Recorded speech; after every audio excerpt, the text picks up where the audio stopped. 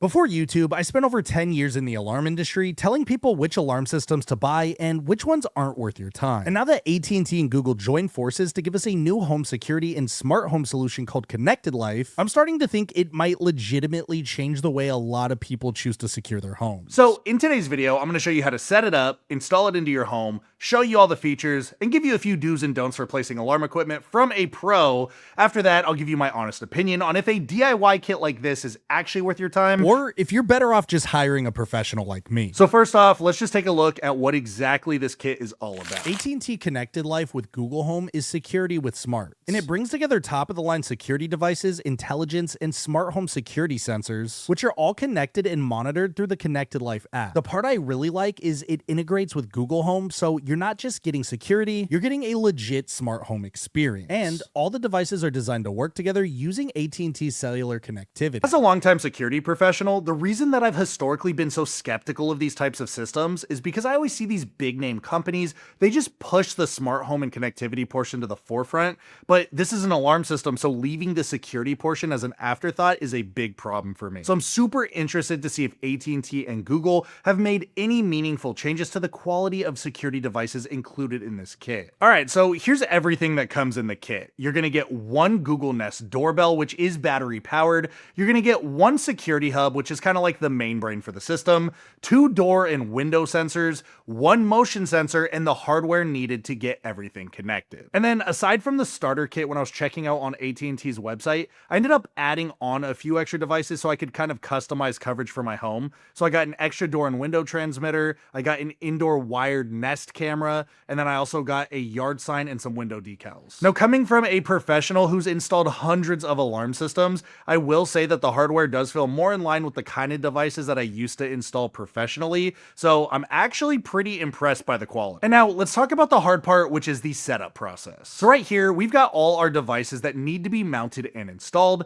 and then we have to go ahead and program everything and get our cellular communicator online so that our system can call out for emergency services if someone were to break in. To start the setup process, go ahead and grab the Security Hub setup guide and scan the QR code to download the AT&T Connected Life app. Once downloaded, it's going to prompt you to create a profile and put in your security contact information. After that, it's going to give you a step-by-step instruction on how to set up and activate the Security Hub. To do this, simply type in your personal activation key, which will be located at the bottom of the setup guide. Once done, it's going to prompt you to turn the hub upside down, and you're going to see a little black switch. Go ahead and flip that on. Doing this is going to activate the built-in backup battery, which keeps your home protected even in a power outage. Once done, press continue, and then set up either an Ethernet or Wi-Fi connection. In my case, I'm choosing a wired connection since ultimately it's way more stable and secure. From here, it's going to ask to see your location via your phone. That way it can understand the best form of communication with you. Once done, it's going to prompt you to start adding different devices like your key fob, door and window contacts, and motion sensors that are all included in the kit. On most of the devices, you are going to have to pull a little plastic tab out of the battery compartment, and then on the contacts, you just press and hold the button located on the back. Once the hub recognizes each device, go ahead and tell your system what the name of each device is and also what room they're going to be placed in. And for any extra and add-on devices, you're going to actually add those on later, so right now put those aside and just focus on the devices that are included in the starter kit first. To add the Nest doorbell that comes in the kit, you're going to need to use the camera to scan the QR code located on the back of the device. And after it recognizes it, the setup is very similar to all the other devices you just connected. One difference though is since you're capturing picture and video, it is going to ask for a bunch of extra permissions, so take your time and make sure you read through all of these. Once connected, go ahead and tell the system where the doorbell is going to be installed, like on your front door or your back patio. And then it's going to complete a quick software update. Once the update's done, you can go ahead and test out the camera and make sure you can see yourself on the app. It'll then show you a few more prompts with some more options that you can choose to toggle off or just leave on. And finally, you can add the Google Nest camera to your AT&T Connected Life app, so remotely you can view all of your security devices in one place. At this point, the starter kit is completely set up, but if you did purchase any extra add-on devices,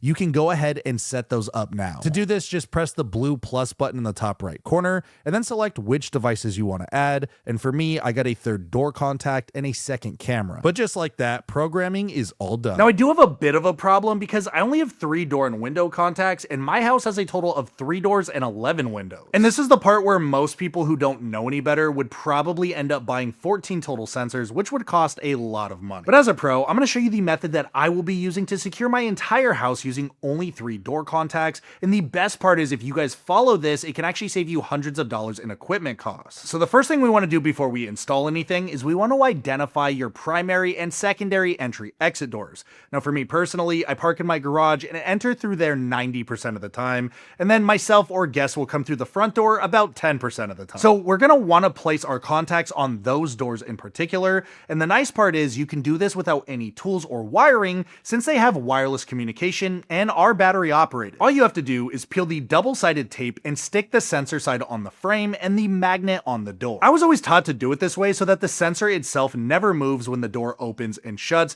and instead it just stays in a stationary and secure position. But with that said, depending on trims and building materials, you can just swap out the orientation and it's most likely going to be just fine. Now at this point, you logically might be asking yourself, what are we going to do with all these windows when we have no more contacts? And that's where the motion sensor comes into play, because if you're able to position this properly, it can actually cover the majority of all of these windows without them ever actually being contacted. So what I'm looking for is the most ideal long sight lines in my main living area. This way we can get the most bang for our buck. And personally, I think mounting a motion sensor up in a corner somewhere always makes the most sense. So I'm just going to go ahead and pick this one because I can see all the way through to the front door. And when you're installing these, you can feel free to use double-sided tape just like the contacts, but professionally, I always opted to use some type of drywall screw instead, just to give it a more permanent and secure fit. Now, the great thing about a motion sensor is that whether someone kicks in the door, breaks through glass, or repels through the ceiling, the motion sensor will always pick it up. And not only that, it works at a range, so it can cover all the windows and doors in an entire area,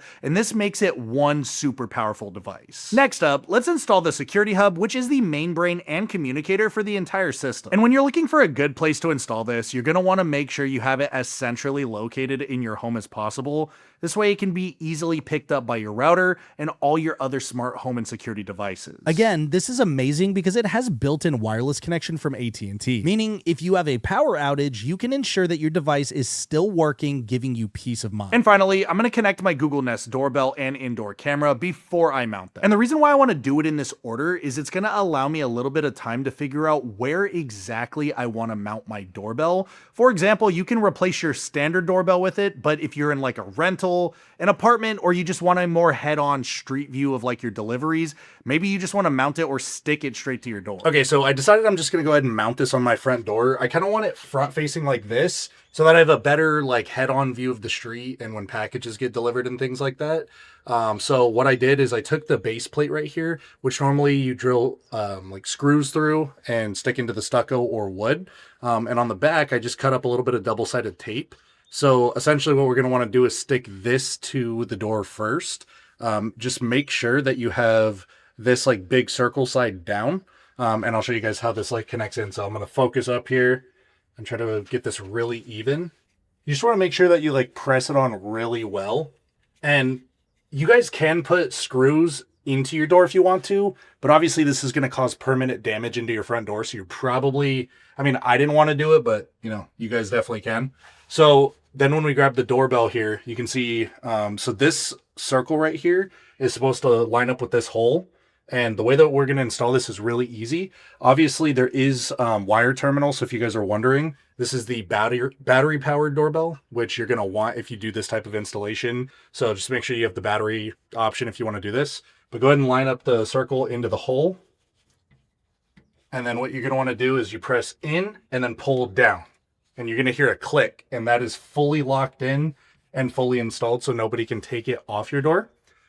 Included is going to be a security key here. You can go ahead and stick this in the top if you need to recharge the battery to remove it, and it just comes right off. And as far as the indoor camera location, I'm actually going to break the rules a little bit. I know it says indoor, but I'm going to put it in the garage. That's like kind of indoor, kind of outdoor. I don't expect this to last forever out there, but I really like the idea of getting a nice view of my truck and just seeing what's going on inside of my garage while I'm away from my house. So I have 2 pro tips for you guys if you're planning on installing a door contact on your backslider like I am.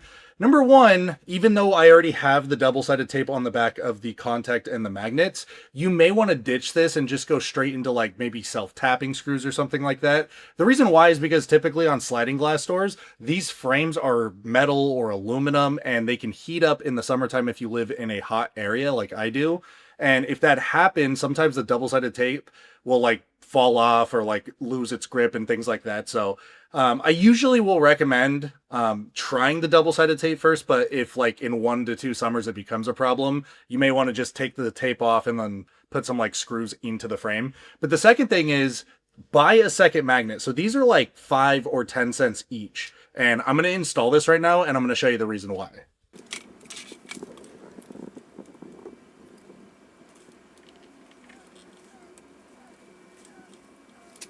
Okay, so as you guys can see, we have our door contact and our magnet installed here. And again, depending on build materials and the space that you have, you may want to swap out the contact for the magnet and the magnet for the contact. Here, I've decided to put the contact directly on the door because as you can see, the frame is really thin. So all it can really fit is that magnet on there. But essentially what I'm going to do is I'm going to take a second magnet here and I'm going to move it a little bit further up the line. Not too far, just a little bit. And once that's in place, here's where the magic happens. So right now we have a closed zone. And right now we can arm the alarm system because we have a closed zone. Now, if you open the door, you cannot arm the alarm system because it's an open zone because our contact is separated from the magnet. But in the winter time, if the weather's really nice and you like having maybe your like slider or your windows open, if you just place a second magnet, so you go from a closed zone where you can arm to another closed zone where you can arm, now we can have our door actually cracked open in the wintertime to enjoy the weather and still arm the alarm system. And for those of you that are worried about break-ins and security from this, let me show you. So right here, you can see we have an armed system. I'm obviously not able to squeeze through here. And if I wanted to sneak in to break into your house, the second that separates, boom, the alarm system would go off. So you're still very secure in doing this. But it's just a little like tip and trick that we used to always teach our customers and people absolutely love it. So for 5 or 10 cents, that's a really cool pro tip you could try. And this is also a great time to bring up that if you have other Google Nest smart devices like a door lock or Google Nest Hub like I do, you can go ahead and add them to your system now. And now that we have everything connected, you might be wondering how exactly you're going to control everything since there is no alarm key. And that of course is done inside of your app where you can monitor your home, check camera feeds, and manage your system all in one place. And then the app's also going to be sending push notifications and alerts for any activity that goes on inside your house. So for example, if someone arms or disarms your system, you're going to know who did it and when they did it. If any packages get dropped off at the door, obviously your doorbell camera is going to send you a motion notification. And then finally, if someone were to actually, God forbid, break into your home, it's going to contact the authorities and also contact you. So a lot of peace of mind with the push notifications, and that's really nice. One of my favorite parts is that AT&T actually partnered with Google to create an ecosystem here where everything seamlessly is built to work together, rather than you getting a bunch of different smart devices, a hub in the center, and connecting them like some type of Frankenstein alarm system. This makes it feel really nice and smooth. And as a longtime security professional, this is super important because any modern alarm system today is going to tell you how it's going to give you all these different notifications so you'll have total peace of mind. But the reality is that most of my old customers that I used to install alarm systems for told me that they were getting bombarded with notifications so badly that they just ended up turning them off. And when we're talking about your home security, that's obviously not a good thing. But this is probably the best part of owning a system like this, because these notifications work better than any other alarm system I've ever tested. And it's not just in the house either. Like say I'm out running errands or traveling for work, I still get near instant visibility into my home, and the alerts that I do get are actually worth checking out and not just some random nonsense and wasting my time. But this is probably the best part of going with a system like this, because these notifications actually work better than any other alarm system I've ever installed. And since I have a family at home, this really does give me a lot of peace of mind when I'm away traveling for work. Now, from a professional standpoint, what I like here is the simplicity. The kit combines security, smart home control, and connectivity into one system without overcomplicating. And for most people, that's exactly what you want. So even though I've been pretty skeptical about DIY kits over the years, I will say I'm actually pretty impressed how far things have come. And while there is certainly still a place for professional installation, this kit is going to work out for tons of families out there who are just looking for a cost-effective way to protect their homes and loved ones. And if you guys do want to check out AT&T Connected Life, and we're probably just going to purchase this kit anyway, I'll be sure to leave an affiliate link down in the description below, which is a great way to support the channel. But until I see you guys on the next video, thanks for watching.